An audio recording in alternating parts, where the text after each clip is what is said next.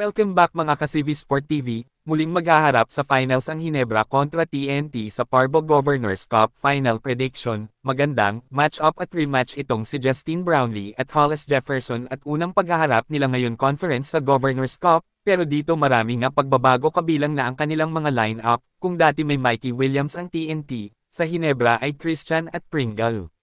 Sa ngayon kung sa TNT may Aftana at Nambatak na pumalit, sa Ginebra naman may RJ Abarrientos, Maverick Onmisi at Stephen Holt na pumalit, tapatang Justine Brownlee at Hollis Jefferson sa ikalawang paghaharap, at ito ring dalawa ang maglalaban sa Best Import Award. Pareho maganda ang ipinapakita nila nitong conference, pero ayon sa interview kay Hollis Jefferson di daw siya papayag na matalo ni Justine Brownlee ngayon finals, kaya mas gagalingan pa niya ang kanyang performance.